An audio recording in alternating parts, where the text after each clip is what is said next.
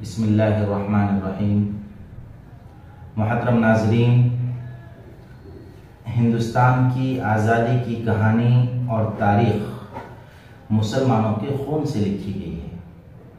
आबादी के लिहाज से हम कम फीसद होने के बावजूद जंग आज़ादी में मुसलमानों की एक कसीर तादाद में बढ़ चढ़ कर हिस्सा लिया और अपने वतन अजीज़ की आज़ादी को यकीनी बनाने के लिए अपनी जान के नजराने भी पेश किया। आज़ादी की जद्दोजहद में मुसलमानों ने सबसे ज़्यादा कुर्बानियाँ दी, लेकिन उनकी कुर्बानियों को जानबूझकर छुपा दिया गया, अवाम की नज़रों से ओझल कर दिया गया। चलिए सच्चाई जानने और उसकी तह तक पहुँचने के लिए हिंदुस्तान की तारीख में झांक कर हम देखते हैं। हर हिंदुस्तानी को इन नाकाबिल तरदीद हक़ाइक़ के बारे में बाखबर होना चाहिए और अपने बच्चों को भी मुल्क की आज़ादी की जंग की हकीकत से वाकिफ कराना चाहिए। ये हम सब की जिम्मेदारी है कि हर हिंदुस्तानी को जंग आज़ादी में मुसलमानों के कुर्बानियों से वाकिफ करवाएं। हिंदुस्तान पर अंग्रेज़ों के गासिबाना कब्जे, फिर उनके खिलाफ जंग आज़ादी के आगाज का जायजा ले तो ये हकीकत सामने आ जाती है कि पहली जंग आज़ादी हैदर अली और उनके फर्जंद टीपू सुल्तान रहमतुल्लाह अलैह ने 1780 में शुरू की और 1790 में पहली मर्तबा फौजी इस्तेमाल के लिए हैदर अली और टीपू सुल्तान ने मैसूरी साख्ता रॉकेट्स को बड़ी कामयाबी से नस्ब किया। हैदर अली और उनके बहादुर फर्जंद ने 1780 और 1790 में बरतानवी हमलावरों के खिलाफ रॉकेटें और तोप का मुअत्तर तौर पर इस्तेमाल किया। हिंदुस्तान हर कोई जानता है कि कुछ बादशाहों ने अपने मतलब के लिए, अपनी हुक्मरानी और सल्तनत के लिए लड़ाई लड़ी, लेकिन हम में से कितने लोग ये जानते हैं कि बेगम हजरत महल पहली जंग आज़ादी की गुमनाम हीरोइन थी, जिन्होंने बरतानवी चीफ सर हेनरी लांस को खौफ और दहशत में मुब्तला कर दिया था और 30 जून 1857 को चिंपाट के मकाम पर फैसला कुन जंग में अंग्रेजी फौज को शर्मनाक शिकस्त से उच्चार किया था। क्या आप जानते हैं कि हिंदुस्तान की पहले जंग अजीम को किसने मुनज़्ज़म किया और उसकी क़ियादत किसने की थी? उसका जवाब मौलवी अहमदुल्ला शाह है, जिन्होंने मुल्क में पहली जंग आज़ादी मुनज़्ज़म की। जंग आज़ादी में बेशुमार मुजाहिदीन आज़ादियों ने अपनी जिंदगियों का नजराना पेश किया। इनमें 90% मुस्लिम मुजाहिदीन आज़ादी थे। अंग्रेजी राज के खिलाफ साजिश के इल्जाम में अशफाकुल्ला खान को फांसी दी गई। इस तरह वो अंग्रेजी हुकूमत के खिलाफ जंग लड़ने की पादाश में फांसी पर चढ़ने वाले पहले मुजाहिद आज़ादी बन गए। जिस वक्त अशफाकुल्ला खान को फांसी दी गई, उस वक्त उनकी उम्र सिर्फ 27 साल थी। मौलाना अबुल कलाम आज़ाद एक मुमताज आलिम दीन थे और हिंदुस्तान की तहरीक आज़ादी के दौरान इंडियन नेशनल कांग्रेस के एक सीनियर मुस्लिम रहनुमा थे। शराब की दुकानों के खिलाफ महात्मा गांधी ने धरने और घेराव की जब मुहिम चलाई, उसमें सिर्फ 19 लोग शामिल हुए थे और उनमें भी 10 मुसलमान थे। आखिरी मुगल ताजदार शाह बहादुर जफर के नाम से जिसको हम जानते हैं, उन्होंने हिंदुस्तान की आज़ादी के लिए बड़ी मजबूती और शिद्दत के साथ लड़ाई लड़ी। उनकी वही लड़ाई 1857 की गदर का बायस बनी। साबिक वज़ीर आज़म राजीव गांधी जब रंगून बर्मा उनके कब्र के ऊपर पहुंचे तो वहां जाकर उन्होंने तारीखी जुमले कहे और आकर उन्होंने अपनी आप बीती जो किताब लिखी है उसके अंदर भी उन्होंने लिखा कि बहादुर शाह जफर को चाहे हिंदुस्तान में जमीन न मिल सकी, चाहे आप बर्मा में रंगून के अंदर मदफून है, लेकिन आपका नाम हमेशा जिंदा रहेगा। मुसलमानों ने अपने इस अजीज वतन के लिए, अपने इस प्यारे वतन के लिए बेशुमार कुर्बानियां दी है। क्या आप हिंदुस्तान में मेमन अब्दुल हबीब मुरफानी को नहीं जानते? अब्दुल हबीब यूसुफ मुरफानी जिनका नाम है, ये वही शख्सियत है जिसने अपनी सारी दौलत, जो उस वक्त 1 करोड़ रुपये थी, इंडियन नेशनल आर्मी को बतौर आतिया पेश कर दी थी। इस दौर में 1 करोड़ रुपये कोई मामूली रकम नहीं थी। मेमन अब्दुल हबीब यूसुफ मुरफानी, उन्होंने जब अपनी सारी दौलत डॉक्टर सुभाष चंद्र बोस के हवाले की, जो इंडियन नेशनल आर्मी के चलाने वाले थे, वो सारी उनको दान कर दी। ऐसे बेशुमार हमारी कुर्बानियां हैं। आप देखिए तमिलनाडु के जो इस्माइल साहब हैं, जिन्होंने मुरोदियानम करके जंग आज़ादी के है, मुरोदियानागम करके जिनका नाम आता है। 7 साल तक इस्माइल साहब और इन्होंने साथ में लड़कर अंग्रेजों के खिलाफ जंग लड़ी। उन्होंने अंग्रेजों की नाक में दम कर रख दिया था, खौफ और दहशत पैदा कर रख दी थी। क्या हम फकीर मोहम्मद राठौर को नहीं जानते? उन्होंने जंग आज़ादी के वक्त पर एक जहाज का अतिया दिया था, और जहाज की कीमत कितनी होती है? ये फकीर मोहम्मद जिनका नाम है, जहाज का अतिया जंग आज़ादी में दे रहे। तो अगर हम कुर्बानियों को लिखना चाहे तो हजारों सफ़हात तहरीर कर सकते हैं, लेकिन बदकिस्मती से फिरका परस्त इंतहा पसंद जो ताकतें हैं, इस सच्चाई को, हकीकत को आम हिंदुस्तानियों की नजरों से छुपा कर रखा है। और सिर्फ इस पर इक्तिफा नहीं किया, बल्कि हिंदुस्तान की तारीख से दिन ब दिन तारीख को मस्क किया जा रहा है। हिंदुस्तान की गुलामी का दौर, अंग्रेज की हिटलरशाही का वो बदनुमा दाग है जिससे तारीख इंसानियत को कभी नजात नहीं मिल सकी। धोखेबाज अंग्रेज उससे नजात पाने के लिए मुसलमानों ने सबसे पहले कदम आगे बढ़ाए, और अंग्रेजों को छक्के छुड़ाने में मुस्लिम खवातीन भी पीछे नहीं रही। उन्होंने भी बढ़ चढ़ कर अपना हिस्सा लिया, शाना बशाना मर्दों के साथ जंग आज़ादी में शरीक रही, अपने तन मन धन को मादर वतन पर हंसते हुए कुर्बान किया। ये एक सदी की तारीख मुसलमानों की बेनजीर और बेलौफ कुर्बानियों से भरी पड़ी है, जिसे कभी भुलाया नहीं जा सकता। खुसूसन बहादुर शाह जफर एक आंधी की तरह, और टीपू सुल्तान रहमतुल्लाह अलैह, क्योंकि जब इन्होंने देखा कि अंग्रेज मुल्क को रौंदते हुए दिन ब दिन कब्जा करते जा रहे थे, तो इन्होंने सोचा कि अगर कोई मुनज्जम ताकत इनके मुकाबले पर ना आ सकी, और अगर ये इसी तरह बढ़ते हुए चले गए और इनके सैलाब को, बढ़ते हुए सैलाब को न रोका गया, तो वो दिन करीब नहीं जब ये पूरा मुल्क इनकी झोली में होगा। चुनांचे टीपू सुल्तान रहमतुल्लाह अलैह ने मुनज्जम तौर पर अंग्रेजों से जंग शुरू कर दी। अंग्रेजों को भी एहसास हो गया कि टीपू सुल्तान ही एक ऐसी चट्टान है जिसे रास्ते से हटाना जरूरी हो गया है। अगर सुल्तान जिंदा रहे तो हम अपने नापाक इरादों में कभी कामयाब नहीं हो सकेंगे। चुनांचे सुल्तान टीपू सुल्तान रहमतुल्लाह अलैह को किसी भी हाल में रास्ते से हटाने के लिए अंग्रेजों ने कमर कस ली, लेकिन टीपू सुल्तान रहमतुल्लाह अलैह भी बड़ी दिलेरी के साथ, बड़ी जाबाजी के साथ अंग्रेजों से मुकाबला करते रहे। लेकिन हुआ वही, अपनों की गद्दारी और कुछ उमरा की अंग्रेज चापलूसी की वजह से इस मुजाहिद को शिकस्त हुई, शहीद होना पड़ा। और उनकी शहादत के बाद जनरल हार्ट्स ने उनकी मैयत पर, जनाजे पर खड़े होकर कहा था कि आज से हिंदुस्तान हमारा है।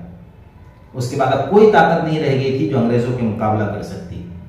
1857 की अजीम बगावत से पहले शाह वलीउल्लाह मुहद्दिस देहलवी रहमतुल्लाह अलैह के बड़े बेटे शाह अब्दुल अजीज रहमतुल्लाह अलैह ने अंग्रेजों के खिलाफ जिहाद का मशहूर फतवा दे दिया और जुल्म और सितम के किसी भी ताजियाने के सामने सर न झुकाने का ऐलान कर दिया। सैयद अहमद शहीद और शाह इस्माइल शहीद ने मुजाहिदीन की तहरीक का आगाज दिल्ली की मस्जिद अकबर आबादी से किया और उस मुकद्दस जमात ने अंग्रेजों से लड़ाई का मंसूबा बना लिया। मगर 1913 में ये तहरीक बालाकोट के मैदानों में दफन हो गई। लेकिन हकीकत यह है कि ये तहरीक ही आइंदा मुजाहिदीन आज़ादी की तहरीकात, तंजीम और सरगर्मियों का संग बुनियाद बन गई। सन 1857 की बगावत का अंग्रेजों ने मुसलमानों से सख्त इंतकाम लिया, उनके मोहल्ले उजाड़ दिए, मसाजिदों को वीरान कर दिया, नाहक गोलियां चलाई।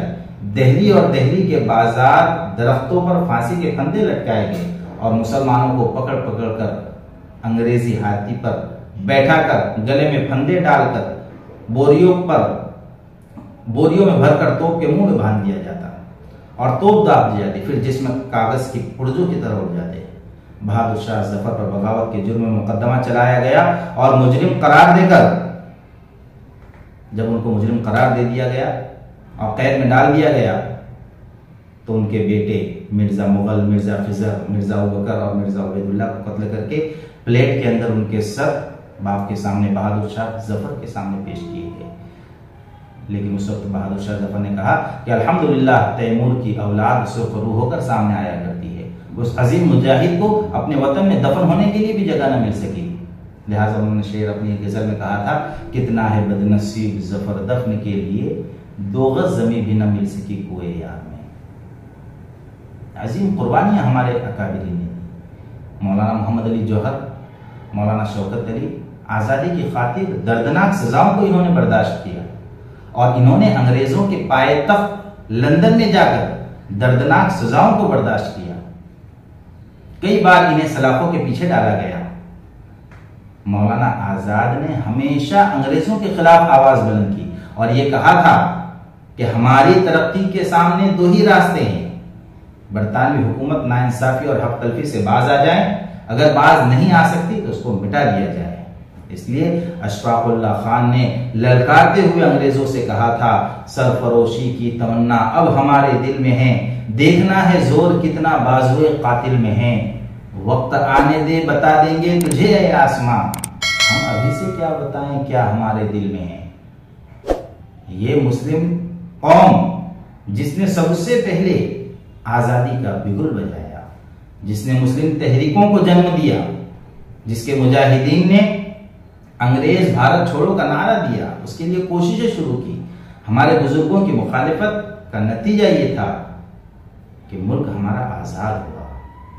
मौलाना यहया अली, मौलाना जाफर अली, मौलाना शफी लाहौरी को अंग्रेजी अदालत ने फांसी का हुक्म सुनाया और जज ने कहा कि कल तुमको फांसी दे दी जाएगी और कल तुम्हारी जायदाद भी जब जब्त कर ली जाएगी और तुम्हारी लाशें तुम्हारे घर वालों को नहीं दी जाएगी, बल्कि निहायत जिल्लत के साथ अंग्रेजों के कब्रिस्तान में दफन कर दी जाएगी। ये सुनकर वो मुस्कुराने लगे और खुशी से वतन के लिए अपनी जान कुर्बान उन्होंने कर दी। वो हस्तियां जिन्होंने तारीख जंग आजादी में अहम किरदार निभाए और अंग्रेजों के छक्के छुड़ाए, जिनमें नवाब सिराजुद्दौला, शेर मैसूर टीपू सुल्तान, हजरत शाह वलीउल्लाह मुहद्दिस दहलवी, हजरत शाह अब्दुल अजीज मुहद्दिस दहलवी, हैदर मौलाना हिदायतुल्लाह अली सादिकपुरी, हैदर सईद अहमद, अबू जफर सिराजुद्दीन, मोहम्मद बहादुर शाह जफर, अल्लामा फजल हक खैराबादी, शहजादा फिरोज शाह, मौलवी मोहम्मद बाकिर, बेगम हजरत महल, मौलाना अहमदुल्ला शाह, नवाब खान बहादुर खान, अजीजन भाई, शाह अब्दुल कदीर लुधियानवी, हाजी इमदादुल्लाह मुहाजिर मक्की, हैदर मौलाना मोहम्मद कासिम नानोतवी, हैदर मौलाना महमूदुल हसन रहमतुल्लाह अलैह, हैदर मौलाना उबैदुल्लाह सिंधी, हैदर मौलाना रशीद अहमद, हैदर मौलाना अनवर शाह कश्मीरी, मौलाना बरकतुल्लाह भोपाली, हैदर मौलाना मुफ्ती किफायतुल्लाह साहब, मौलाना सईद दहलवी, मौलाना अहमद अली जौहर, हैदर मौलाना हसरत मोहानी, इमामुल हिंद मौलाना अबुल कलाम आजाद रहमतुल्लाह अलैह, मौलाना हबीबुर रहमान लुधियानवी, डॉक्टर सैफुद्दीन अमृतसरी, हकीम अजमल खान, मौलाना मजहरुल हक, मौलाना जफर अली खान मशरकी, डॉक्टर मुख्तार अहमद अंसारी, जनरल शाहनवाज खान, मौलाना सईद मोहम्मद मियाँ, मौलाना मोहम्मद मुख्तार मियाँ, मौलाना अब्दुल बारी फरंगी महली, खान अब्दुल गफ्फार खान, मुफ्ती अतीकुर रहमान उस्मानी, डॉक्टर सईद महमूद खान, अब्दुल समद खान, रफी अहमद कदवाई, यूसुफ मेहर अली, अशफाकुल्लाह खान, आसिफ अली, मौलाना अताउल्लाह शाह बुखारी, मौलाना खलीलुर रहमान लुधियानवी, अब्दुल कय्यूम अंसारी, सर सैयद अहमद खान, डॉक्टर जाकिर हुसैन, मौलवी अब्दुल हक, मौलाना सनाउल्लाह अमृतसरी। ये कितनी हस्तियां हैं, कितने नाम आपको गिनाए। इन तमाम हस्तियों के अलावा और भी लाखों की तादाद में मुसलमान हैं जिन्होंने जंग आजादी में अपना खून बहाया। आज इसी हिंदुस्तान में मुसलमानों को तरह तरह की इज्जतें और तकलीफें पहुंचाई जा रही है। वो हिंदुस्तान जिसकी हुर्रियत के बाग को आजाद करने के लिए मुसलमानों ने अपने खून जिगर उसके लिए लगाया, अपने खून से इसको सींचा। वो हिंदुस्तान जिसकी आजादी की खातिर कितने हमारे मुजाहिदीन मौत के फंदे से लटक गए, फांसी को खुशी खुशी गले से लगा लिया। और आज वही हिंदुस्तान में लोग कहते हैं कि मुसलमानों ने कुछ नहीं किया। क्या ये सारी कुर्बानियां मुसलमानों ने नहीं दी? क्या इस मुल्क में हमारा कोई हिस्सा नहीं? इसलिए शायर ने कहा, जब गुलिस्तां को खून की जरूरत पड़ी, सबसे पहले हमारी ही गर्दन कटी, फिर भी कहते हैं हमसे ये अहले चमन, ये वतन है हमारा तुम्हारा नहीं। आजादी की लड़ाई 2, 4 या 10-20 लोगों की कुर्बानियों का नतीजा नहीं है, बल्कि आज मुल्क को इस अजीम इस मकाम तक लाने के लिए हजारों लाखों लोगों ने अपनी जानों का नजराना पेश किया है। और कईयों का तो हम नाम तक नहीं जानते, इनके गली कूचों और मकानों से हम वाकिफ नहीं। तमाम हिंदुस्तानियों को इस खतरे से आगाह कर देना चाहता हूं कि एक बार फिर आपको अपने कर्म से, अपनी जबान से, अपनी जहानत से, अपनी ज़कावत से, अपनी होशियारी से, अपने तदब्बुर से, अपनी जान और माल से नफरत और अदावत फैलाने वालों को, जुल्म और ज्यादती करने वालों को, और इनके खिलाफ अपनी आवाजों को बुलंद करना पड़ेगा। और उस वक्त तक ये लड़ाई जारी रहेगी जब तक इस नासूर से हिंदुस्तान की जमीन पाक नहीं हो जाती। वरना याद रखो, वो दिन दूर नहीं जब हमारे आपसी इख्तिलाफ, ताअस्सुब और नफरत और अदावत हमारे मुल्क को तोड़ देगी और फिर हम पहले की तरह गुलाम बन जाएंगे। यहाँ आज जो भी रहता है वो बराबर का हिस्सेदार है। हर फिरके ने आजादी की लड़ाई लड़ी और मुल्क को आजाद कराया है, और खुसूसन मुसलमानों ने अंग्रेजी साम्राज्य के खिलाफ जो जंग लड़ी है वो एक खास मिसाल की हैसियत रखती है। मुसलमानों ने जंग आजादी का बिगुल बजाया था, यहाँ तक कि मुल्क आजाद हो गया।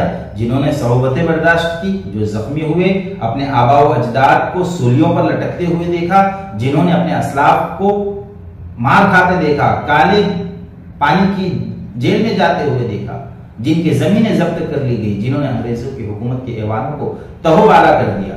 लेकिन अफसोस का मकाम यह है कि जिन मुसलमानों ने मुल्क को आजादी दिलाने के लिए न सिर्फ अपना खून बहाया बल्कि अपना सब कुछ कुर्बान कर दिया, आजादी के बाद उन्हें आजादी के फवाइद से महरूम कर दिया गया और धीरे धीरे उनके कुर्बानी की दास्तान को भी तारीख के सफ़हात से मिटा दिया गया। आज मुसलमान अपने ही वतन में गरीब वतन की हैसियत से जिंदगी गुजार रहा है। उसकी हैसियत दूसरे दर्जे के शहरी की हो गई है। मुसलमान कैद किए जा रहे हैं, कभी दहशतगर्दी के नाम पर, कभी गाय के नाम पर, कभी ट्रेनों के अंदर इनको गोलियां मारकर शहीद किया जा रहा है। हिंदुस्तान में मुसलमान तमाम सहूलियात से महरूम है, मुसलमानों की कुर्बानी को नजरअंदाज कर दिए हैं। इस वक्त हमें याद रखना चाहिए कि किस तरह हमारे अजीम रहनुमाओं ने अपनी जानों की कुर्बानियां देकर मुल्क को आजाद कराया था। कुछ लोग इस मुबारक वतन को बर्बाद करना चाहते हैं, कुछ लोग मजहब की आजादी की आड़ लेकर ऐसी हरकतें करते हैं जिनसे दूसरों की दिल आजारी होती है। ये समाज के खराब अनासिर है, इनको कामयाब होने नहीं देना है। हमें मिलजुल कर रहना है। वतन के अजीजों, ये आजादी हमें भीख में नहीं मिली है, हमारे बुजुर्गों ने अपनी जानें कुर्बान करके उसकी कीमत अदा की है। इसलिए हमें आजादी की कदर व कीमत और उसकी अहमियत को समझना चाहिए और आपस में प्यार मोहब्बत, भाईचारगी और अमन सुकून को बढ़ावा देना चाहिए और ऐसी फिजा पैदा करनी चाहिए जिससे हमारे मुल्क का नाम रोशन हो। और उस वक्त हमें याद भी रखा जाना चाहिए कि किस तरह हमारे अजीम रहनुमाओं ने अपनी जानों की कुर्बानियां देकर मुल्क को आजाद करवाया था। इसलिए शायर ने शेर कहा है कि हमें भी याद रखना जब लिखो तारीख गुलशन की, कि हमने भी जलाया है चमन में आशियां अपना। इस मुल्क को आजाद करने के लिए हमने बहुत कुर्बानियां दी है। यहाँ के जर्रे जर्रे से हमारे खून की महक उठेगी। हिंदुस्तान को तवील जद्दोजहद के बाद आजादी की नेमत हासिल हुई, जिसके लिए हमारे असलाफ ने जबरदस्त कुर्बानियों का नजराना पेश किया। जानो माल की कुर्बानियां दी, तहरीकें चलाई, तख्तेदार पर चढ़े, फांसी के फंदे को जुर्रत और हौसले और कमाल बहादुरी के साथ बखुशी गले लगाया, कैदोबंद की सौबतें बर्दाश्त की, आजादी की खातिर मैदान जंग में निकल पड़े और गैर मुल्की अंग्रेजों को मुल्क से निकलने पर मजबूर कर दिया। गैर मुल्की हुक्मरानों ने अपने इख्तिदार को कायम रखने के लिए तरह तरह की चालें चली, तदबीरें की, रिश्वतें दी, लालच दी, फूट डालो और हुकूमत करो का उसूल बड़े पैमाने पर इख्तियार किया, फिरका वाराना इख्तिलाफ पैदा किए, हक़ाइक़ को तोड़ मरोड़ कर पेश किया, आपस में गलत फहमियां फैलाई, तारीख को मस्त किया। अंग्रेजों ने हिंदुस्तान के मासूम बाशिंदों पर जुल्म और सितम के पहाड़ तोड़े और नाहक लोगों को तख्तेदार पर लटकाया, हिंदुस्तानियों पर नाहक गोलियां चलाई, चलती रेलवे गाड़ियों पर से उठाकर मुसाफिरों को बाहर फेंका गया। मगर इनके जुल्म और सितम को रोकने और गुलामी के तौक से निकालने के लिए बहादुर मुजाहिदीन आजादी ने उनका मुकाबला किया और मुल्क को आजाद करके ही इत्मीनान का सांस लिया। हिंदुस्तान की तहरीक आजादी में मुसलमानों का हिस्सा कुदरती तौर पर बहुत मुमताज और नुमाया रहा। उन्होंने जंग आजादी में कायद और रहनुमा का पार्ट अदा किया। उसकी वजह यह थी कि अंग्रेजों ने इख्तिदार मुस्लिम हुक्मरानों से ही छीना था। इख्तिदार से महरूमी का दुख और दर्द मुसलमानों को हुआ। उन्होंने हाकिम से महकूम बनना पड़ा, उसकी तकलीफ और दुख उन्हें झेलना पड़ा। इसलिए महकूमियत व गुलामी से आजादी की असल लड़ाई भी इन्हीं को लड़नी है। अंग्रेजों से बाकायदा मुनज़्ज़म जंग नवाब सिराजुद्दौला के नाना उन्होंने 1754 में की और उनको शिकस्त भी दी। कलकत्ता का डायमंड हार्बर, फोर्ट विलियम, ये अंग्रेजों का बड़ा मरकज था। अलीवर्दी खान ने फोर्ट विलियम पर हमला कर अंग्रेजों को वहां से भगाया। अंग्रेज डायमंड हार्बर में पनाह लेने पर मजबूर हुए। इसे पहली मुनज्जम और मुसल्लह जंग आजादी करार दिया जा सकता है। अलीवर्दी खान ने बाद में उनके नवासे नवाब सिराजुद्दौला वो हाकिम हुए और इस खतरे को महसूस किया कि अंग्रेज उनके मुल्क पर आहिस्ता आहिस्ता हावी हो रहे हैं और उनको मुल्क से निकालना जरूरी है। उसने हौसला और हिम्मत से अंग्रेजों को शिकस्त देना चाहा, मगर उनका दरबार साजिशों का अड्डा बन गया था, इसलिए उन्हें शिकस्त हुई। 1757 में अंग्रेज फौज ने उनके दारुस्सल्तनत मुर्शिदाबाद में उन्हें शहीद कर दिया। तारीख के सफहात में पलासी की जंग आजादी, उसकी तफसील तारीख की किताब में मौजूद है।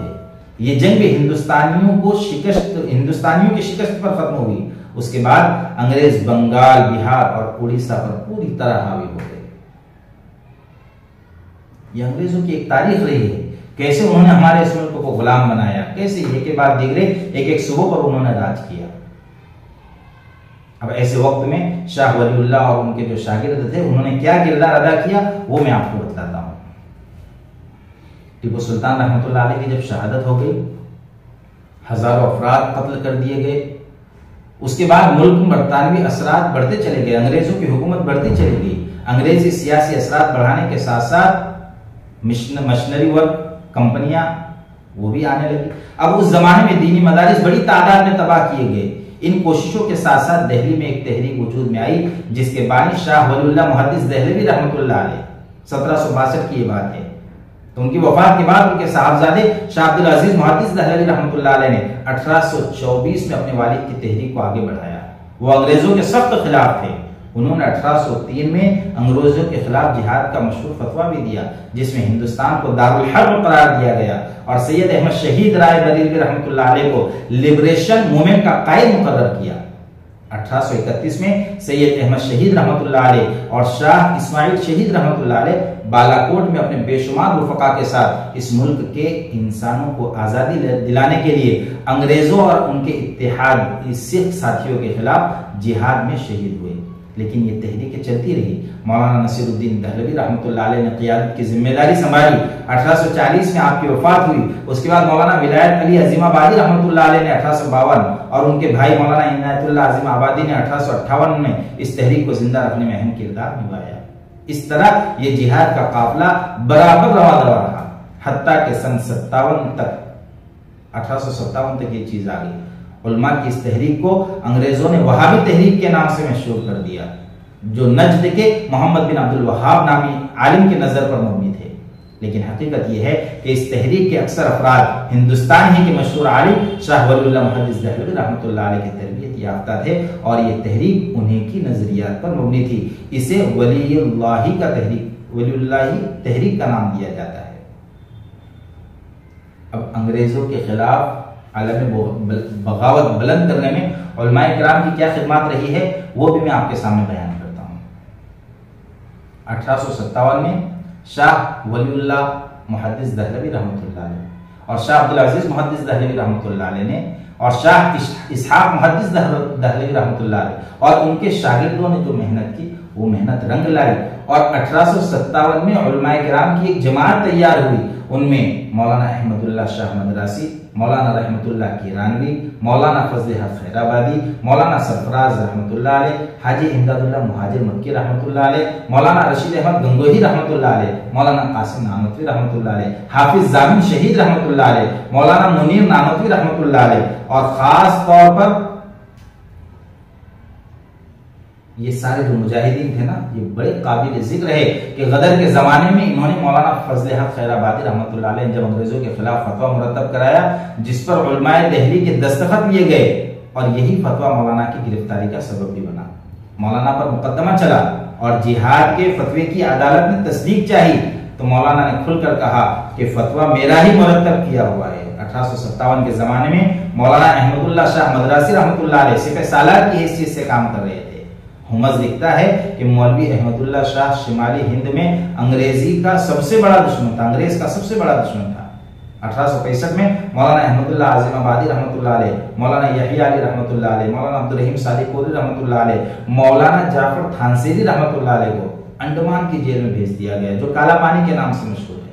उसी जमाने में मौलाना फजल हक खैराबादी रहमतुल्लाह अलैह, मुफ्ती अहमद काकोरी रहमतुल्लाह अलैह और मुफ्ती मजहर करीम दरियाबादी रहमतुल्लाह अलैह करीबी, उनको भी अंडमान की जेल में रवाना किया गया, जिनमें मौलाना अहमदुल्ला आज़िमाबादी रहमतुल्लाह अलैह, मौलाना यहिया अली रहमतुल्लाह अलैह और मौलाना फजल हक खैराबादी रहमतुल्लाह अलैह का वहीं इंतकाल हो गया। मौलाना अब्दुल रहीम सादिकोरी रहमतुल्लाह अलैह और मौलाना जाफर थानसेरी रहमतुल्लाह अलैह ने 18 साल कैद बामशक्कत और जिला बदली के बाद 1883 में फिर अपने वतन वापस हुए। मौलाना जाफर थानसेरी रहमतुल्लाह अलैह ने अपनी किताब काला पानी में तहरीर फरमाया कि हमारे हाथों में हथकड़ियां, पैरों में बेड़ियां, जिस्म पर जेल का लिबास और कमर पर लोहे की सलाखें थी। अंग्रेज हम 3 उलमा के लिए खास लोहे के कफस तैयार करवाए थे और हमको उनमें डाल दिया था। उस पिंजरे में लोहे की चोंचदार सलाखें लगी हुई थी, चोंच की तरह लोहे की सलाखें थी, जिसकी वजह से हम ना उसको सहारा लगा सकते थे, ना टेक लगाकर बैठ सकते थे। हमारी आंखों से आंसू और पैरों से खून बह रहे थे। गदर के मुल्जिमान अंग्रेजी की निगाह में इतने बड़े मुजरिम समझे गए कि 1857 में पकड़े गए लोगों को या तो सरेआम फांसी दे दी गई या बहुत से लोगों को उसी जजीरे अंडमान में यानी काले पानी में मौत से बदतर जिंदगी गुजारने के लिए भेजा गया। मौलाना जाफर थानसेरी रहमतुल्लाह अलैह ने जजीरे अंडमान की जिंदगी पर बहुत मुफस्सल आप बीती काला पानी के नाम से लिखी है। हमको चाहिए कि हम उस किताब का मुताला करें। अब हम चलते हैं, आइए अब हम समझने की कोशिश करते हैं कि जंगे आजादी में उलमाए देवबंद का किरदार क्या रहा। 1857 में मुजफ्फरनगर शामली के मैदान में उलमाए देवबंद ने अंग्रेजों से बाकायदा जंग की, जिसके अमीर हाजी इमदादुल्लाह मुहाजिर मक्की रहमतुल्लाह अलैह मुकर्रर हुए और उनकी क़ियादत में मौलाना रशीद अहमद गंगोही, मौलाना कासिम नानोतवी और मौलाना मुनीर नानोतवी रहमतुल्लाह अलैह ये उनकी क़ियादत कर रहे थे। इस जंग में हाफिज जामिन रहमतुल्लाह अलैह शहीद हो गए। मौलाना कासिम नानोतवी रहमतुल्लाह अलैह ने उनको अंग्रेजों की गोली लग गई। अंग्रेजी हुकूमत की तरफ से उनके लिए वारंट निकला, एक लंबी और तफसील है, लेकिन वो गिरफ्तार नहीं हो सके। 1880 के अंदर मौलाना कासिम नानोतवी रहमतुल्लाह अलैह की वफात हो गई और वो देवबंद के कब्रिस्तान में, कासिम कब्रिस्तान जिसको कहा जाता है, वहां पर आसूदे ख्वाब है। हाजी इमदादुल्लाह मुहाजिर मक्की रहमतुल्लाह अलैह ने भी ये महसूस किया कि इन हालात में मुल्क में रहकर वो अब अपने मिशन को बरकरार नहीं रख सकते, इसलिए उन्होंने मक्का मुकर्रमा हिजरत कर ली और वहां से उन्होंने अपने मुरीदीन को, मुतवस्सिलीन को हिंदुस्तान में हिदायत और फैज का सिलसिला पहुंचाते रहे। 1899 में उनका भी इंतकाल हो गया और जन्नतुल मुअल्ला के अंदर वो दफन हुए। मौलाना रशीद अहमद गंगोही रहमतुल्लाह अलैह को गिरफ्तार किया गया और वो सहारनपुर के कैद खाने में उनको रखा गया। फिर कुछ दिन कालकोठरी में रखकर मुजफ्फरनगर के कैद खाने में उनको मुंतकिल कर दिया गया।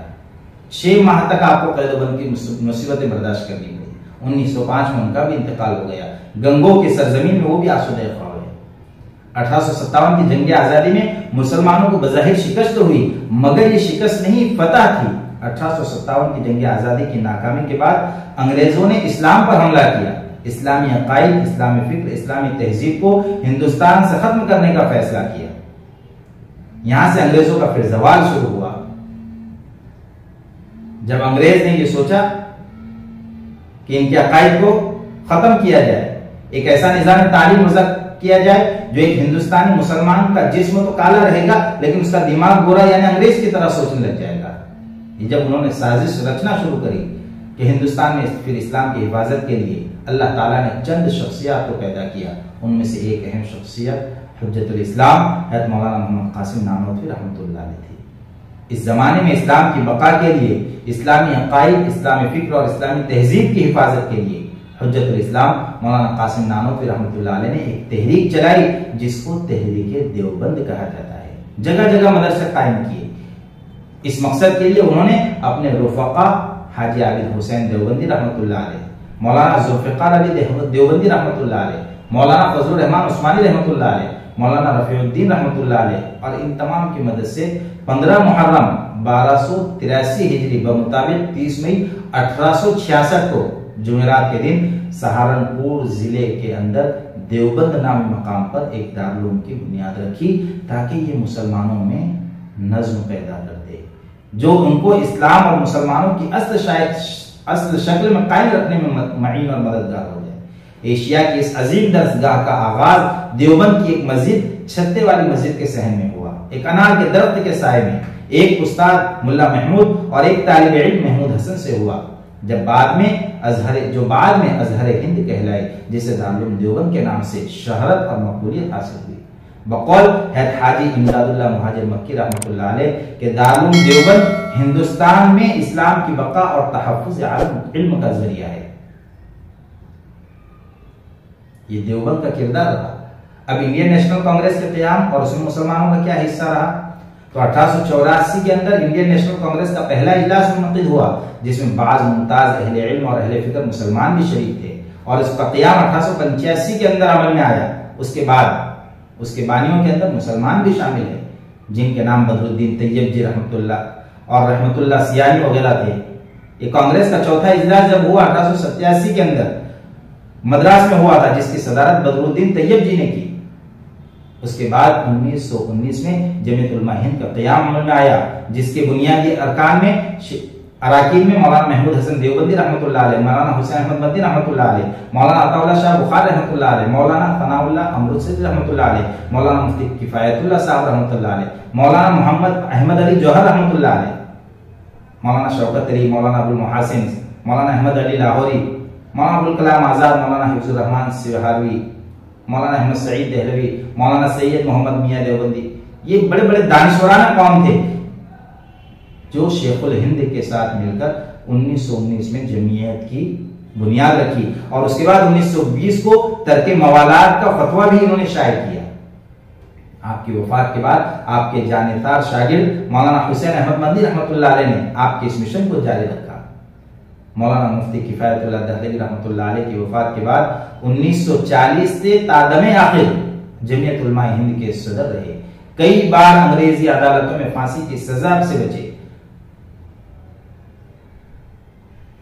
आपने अंग्रेजों की हुकूमत से सख्त नफरत करी। आप दारुल देवबंद के शेखुल हदीस के मनसब पर भी फायज थे। आजादी के बाद इस्लाही कामों में मसरूफ हो गए, दीनी खिदमात और तज़किया नफ्स के मुकद्दस मिशन के अंदर लगे रहे, और 5 दिसंबर 1957 उनकी वफात हो गई। देवबंद में कासिम कब्रिस्तान में ये भी मदफून है। ये कुर्बानियां हैं हमारा अकाबिरीन की। आजादी में हिंदू मुस्लिम इत्तेहाद के लिए भी मुसलमानों ने कोशिश की। 1919 में जब जलियांवाला बाग का सानहा पेश आया, जिसमें कई अफराद हलाक हुए, इन्हीं अय्याम में तहरीक खिलाफत वजूद में आई, जिसके बानी मौलाना मोहम्मद अली जौहर थे। इस तहरीक से हिंदू मुस्लिम इत्तेहाद अमल में आया। गांधी जी और अली बिरादरान यानी मौलाना मोहम्मद अली जौहर और मौलाना शौकत अली और मुस्लिम रहनुमाओं के साथ मिलकर मुल्क गिर दौरा किया। इस तहरीक ने आवाम और मुस्लिम उलमा को एक प्लेटफॉर्म पर लाकर खड़ा कर दिया, जिनमें शेखुल हिंद मौलाना महमूद हसन देवबंदी रहमतुल्लाह अलैह, मौलाना अब्दुल बारी फरंगी महली रहमतुल्लाह अलैह और मौलाना आजाद सज्जादी, मौलाना सनाउल्लाह अमृतसरी, मुफ्ती किफायतुल्लाह दहलवी, मौलाना सैयद मोहम्मद फाकिर, मौलाना सैयद सुलेमान नदवी रहमतुल्लाह अलैह, मौलाना अहमद सईद दहलवी वगैरह, ये सारे शरीक थे। अलगर्ज हिंदुस्तान के अकाबिर उलमा ने साल हर साल के इख्तिलाफ को नजरअंदाज करके तहरीक के खिलाफत में शाना बशाना काम किया। 1931 में मौलाना मोहम्मद अली जौहर गोलमेज कॉन्फ्रेंस, राउंड टेबल कॉन्फ्रेंस जिसको कहते हैं, वो लंदन में शिरकत के लिए भी गए और फिर वहीं उनका इंतकाल भी हो गया। हुकूमत ने अपने खर्च पर उनकी लाश को बैतुल मुक़द्दस भेजा और उसी मुक़द्दस सरजमीन पर वो आसूदे ख्वाब है, वहीं दफन किए गए। इसी तरह से हमने मादर वतन के लिए कुर्बानियां पेश की। इस आजाद मुल्क के जिस चप्पे पर देखेंगे और जिस ईंट को उठाएंगे, वहां हमारे खून की महक, हमारे बुजुर्गों के गरम गरम आंसुओं की नमी और हमारे जियालों के वलवले और आज़म और हौसले मिलेंगे। आखिर वो कौन सी कुर्बानी थी जो हमारे उलमाए किराम ने नहीं दी?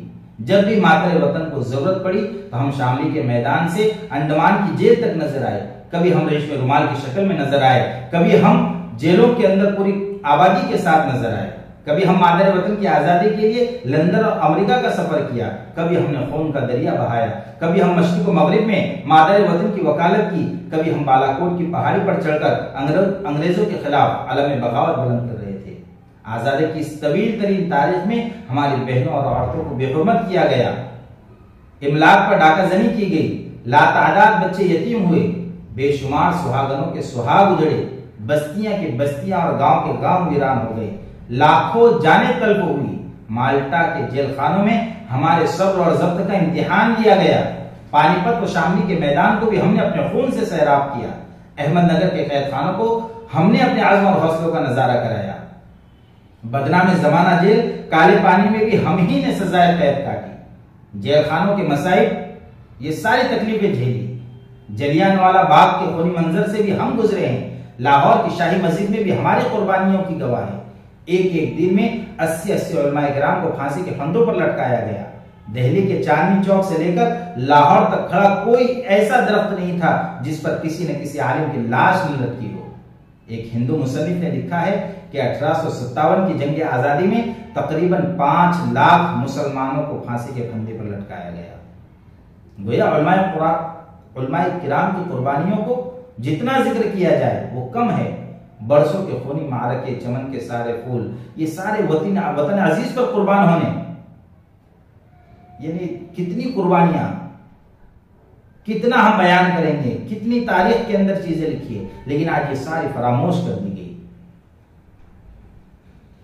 और ऐसे वक्त के अंदर जब हमारी इन अंग्रेजों के साथ जंग लड़ रही थी, तो हमारे जो उर्दू के बेबाक फिक्र फंद रखने वाले सहाबी थे, शायर थे, वो भी कहां पीछे रह सकते थे। उन्होंने तहरीक आजादी की जद्दोजहद बढ़ाने और शम्य आजादी के लौ को तेज करने के लिए अपने अखबारात वक्फ कर दिए। आवाम के दिलों में जिंदगी की ऐसी शमएं रोशन कर दी जो जुल्म और सितम की तेज आंधियां भी उससे बुझा न सकी। इनकलाब जिंदाबाद का नारा दिया, अंग्रेज हुकूमत मुर्दाबाद जैसा नारा आवाम को दिया। सरफरोशी की तमन्ना हमारे दिल में है, ये जैसा पुरजोश नगमा सारे जहां से अच्छा हिंदुस्तान हमारा, ये सारे नगमे वतन को दिए, जिससे मुल्क के दरो दीवार गूंज उठे और इत्तेहाद यकजहती की एक ऐसी मिसाल पेश हुई जिस तारीख को भी फरामोश नहीं कर सकती।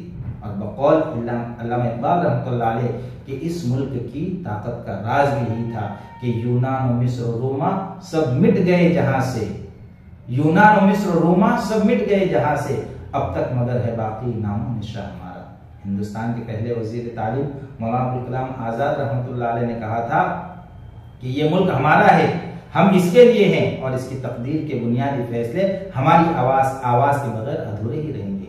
मौलाना आजाद ने दिल्ली की जामा मस्जिद से कौम को मुखातब करते हुए कहा था कि अपने अंदर एक बुनियादी तब्दीली पैदा करो और तब्दीलियों के साथ चलो। सितारे तो टूट गए हैं, एक सूरज तो चमक रहा है, उससे किरणें मांग लो और इन अंधेरी राहों में भी उसे अंधेरी राहों में बिछा दो जहां उजाले की सख्त जरूरत है।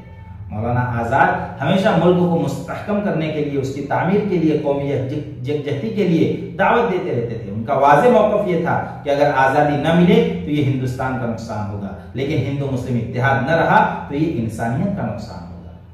हिंदू मुस्लिम इत्तेहाद के अलमबरदार बनो, ये उनका कौल था। सर सैयद अहमद खान रहमतुल्लाह अलैह, हिंदुस्तान एक दुल्हन के मानिंद है, हिंदू और मुसलमान दोनों उसकी दो आंखें हैं, इनमें से अगर एक आंख भी खराब हो जाए तो दुल्हन की खूबसूरती गारत हो जाएगी। ये हिंदू मुस्लिम इत्तेहाद के लिए कोशिश कर रहे हैं। मुफक्किर इस्लाम हैत मौलाना सैयद अबुल हसन अली हसनी नदवी रहमतुल्लाह अलैह ने एक मौके पर कदावर शख्सियतों और ठाटे मारते हुए इंसानी समंदरों को मुखातब करते हुए कहा कि हम इस मुल्क के माली और चमनारा हैं। इस मुल्क को संवारने में अपनी पूरी तवानाई और बेहतरीन सलाहियतें हमने सर्फ की है। इस सूरत में फितरत का तकाजा है कि हम इस मुल्क को ताराज होते और उसका नक्शा बिगड़ते हुए या उसका कोई नुकसान होते हुए देखना गवारा नहीं कर सकते। आजादी से पहले हमारे मुजाहिदीन आजादी ने एक सुनहरा ख्वाब देखा था। हुब्बुल वतनी के जज्बे को फरोग देने के साथ साथ मसावत और खुशहाली पर मबनी ऐसा समाज तामीर होगा जहां किसी का इस्तेसाल न होगा, कमजोरों का मिल्ली तशख़्ख़ुस और दस्तूर हक महफूज रहेगा, तालीमी इक़्तिसादी माशी मैदान में कोई किसी का मोहताज न होगा, सलामती और खुशहाली की गंगा बहेगी और हम अपने मुल्क के दस्तूर और कानून की रोशनी में वतन अजीज को आगे बढ़ाएंगे। लेकिन अफसोस, सद अफसोस कि आज हमारा मुल्क मुख्तलिफ मसाइल में घिरा हुआ है। कौमी मसाइल बेशुमार है जो थमने के बजाय दिन ब दिन बढ़ते जा रहे हैं। अदम रवादारी की वजह से आवाम में बेचैनी पाई जा रही है। जालिम और जाबिर हुकूमत की वजह से हर तरफ बदअमनी, खौफ व हिरास जैसा माहौल है। लोग इलाकायत, मजहब, मुख्तलिफ जात, तबकों, फिरकों में तकसीम होते जा रहे हैं। किसी शायर ने क्या सच कहा है कि अब कहीं भी वफा नजर नहीं आती, अब कहीं भी वफा नहीं बाकी। सच ये है कि सच्ची अदा नहीं बाकी। खासकर मुसलमान जिस नाजुक दौर से गुजर रहा है, जिन खतरात और चैलेंज से वो निबर्द आजमा है, वो किसी से छुपे हुए नहीं है। ऐसा मालूम होता है कि हर तरफ की फिजा मुसलमानों की मुखालिफ हो गई है। बेचारा मुसलमान अपनी बेबसी और बेगुनाही की दुहाई दे रहा है और अपने मजहब और रवादारी, हुब्बुल वतनी का वास्ता दे रहा है, लेकिन एक चटियल मैदान में बेबस और लाचार खड़ा हुआ है और चीख रहा है कि जीने के लिए मुझे दूसरे का रहम करम चाहिए। ज़बान हाल से पुकार रहा है कि कोई है मेरा हाथ थामने वाला जो मुझे मेरी मंजिल तक पहुंचा दे। हुए शहीद लहू को लुटा दिया हमने, हुए शहीद लहू को लुटा दिया हमने, वतन की खाक को दुल्हन बना दिया हमने। हर एक गुल में हमारे लहू की खुशबू है, अभी भी पूछ रहे हो क्या दिया हमने। लेकिन इस हकीकत को हम तस्लीम किए बगैर नहीं रह सकते कि इस गलतियों के बावजूद भी ये जमहूरियत ही हमें ताकत अता करती है कि हम अपने दिल की बात को रख सकते हैं, अपनी आरज़ुओं को, तमन्नाओं को लोगों के सामने बयान कर सकते हैं। अगर ये ना होता तो हम ये सारी अपनी आरज़ुएं, तमन्नाएं अपने दिलों के अंदर दफन कर चुके होते। खैर, हमारे अकाबिरीन की कुर्बानियां ये बहुत ज्यादा है, उसके लिए जितना भी वक्त लिया जाए कम है। लेकिन हमें अब संजीदगी से सोचना होगा कि जिन मकासद के लिए बरादरान वतन उलमाए किराम ने अपनी जानों का नजराना पेश करके आज़ादी हासिल की थी, उन्हें हासिल करने की सिमत में अब तक हम कितना कामयाब हुए हैं। जिस इत्तेहाद और कौमी यकजहती के सहारे आज़ादी ने जंग जीती, मुजाहिदीन ने जंग आज़ादी ने जंग जीती थी, आज उसी इत्तेहाद और कौमी यकजहती की जरूरत है। एकता के बंधन में उसको मजबूत बांधने की जरूरत है। नफरतों की हर खाई को पाटने के साथ साथ मसावात और खुशहाली पर मबनी ऐसा समाज तामीर करने की जरूरत है जहां किसी का इस्तेहसाल न हो। कानून की बालादस्ती कायम करके फिरका परस्ती की बुनियादों को खत्म करना जरूरी है। तरक्की की राह में जो रुकावटों की वजूहात है उसको मालूम करना जरूरी है। अवाम की बुनियादी जरूरत को पूरा करना जरूरी है। शहीदों के ख्वाबों को पूरा करना ही सच्चा उनको खिराज अकीदत होगा और अपना फर्ज मनसबी समझकर सही तरीके से हम उसको निभाएं और मुल्क और आवाम की खिदमत में अपने आप को लगाएं। यही हमारे अकाबिरीन की रूह को खुश करने वाला काम है। आइए हम मजहब व मिल्लत के झगड़े, जात पात और भेदभाव के कैद से आजाद होकर एक साथ चले। फुरूई मसाइल में न उलझकर इत्तेहाद और इत्तेफाक के रास्ते को अपनाते हुए बेदार कौम का सबूत पेश करके मुल्क की सालिमियत को बरकरार रखने में अपना किरदार निभाए। तारीख गवाह है कि आपसी इख्तलाफात और तनाज़ुआत ने बड़ी बड़ी सल्तनतों और हुकूमतों को तबाह व बर्बाद किया है। इत्तेहाद नाम है कामरानी, खुशहाली और जिंदगी का, जबकि निफाक और शिकाक नाम है तबाही का, नाकामी का, मौत का। वरना मौलाना अबुल कलाम आजाद रहमतुल्लाह का ये जुमला कि लम्हों ने खता की थी, सदियों ने सजा पाई, और आने वाली नस्ल ने अगर ये मंजर हमने न रोका और इस सिमत में मेहनत न की तो आने वाली नस्ल हमें कभी माफ नहीं करेगी और ये सवाल करेगी कि तू इधर उधर की ना बात कर, ये बता कि काफिला क्यों लूटा, मुझे रहजनों से गिला नहीं, तेरी रहबरी का सवाल है। लिहाजा जंग आजादी हो, जश्न जमहूरिया हो, हम हर साल बड़ी धूमधाम से मनाते हैं, मुबारकबाद लोगों को पेश करते हैं, लेकिन इस सिमत में सही कदम यह है कि आपसी इख्तिलाफ को खत्म किया जाए, आपस में प्यार और मोहब्बत को बाकी रखा जाए और दुआ भी की जाए कि इस मुल्क में अमन सलामती और खुशहाली कायम हो, हमारे आने वाला कल गुजरे हुए कल से बेहतर हो और अल्लाह तबारक व तआला की तरफ मुतवज्जे होकर हमारे इस मुल्क में जो फिरका परस्त ताकतें हुकूमतें कर रही है, आपस में नफरतें पैदा कर रही है, हम उनसे हिफाजत के लिए इस हमारे मुल्क को जो आज़ाद करने के अंदर हमारे अकाबिरीन के कुर्बानियों का जो समरा लगा है, आज उसको हम लूटते पीटते बर्बाद होते हुए देखते हैं, तो हमारा दिल अंदर से रोता है। लिहाजा हमें रातों में उठकर अल्लाह से इसकी हिफाजत के लिए दुआएं मांगनी चाहिए। अल्लाह तबारक व तआला हम सबको अमल करने की तौफीक अता फरमाए, और जितने मुजाहिदीन आज़ादी है अल्लाह उन सबको नूर से मुनव्वर फरमाए, जन्नतुल फिरदौस में आला यलीन में जगह नसीब फरमाए। वाह।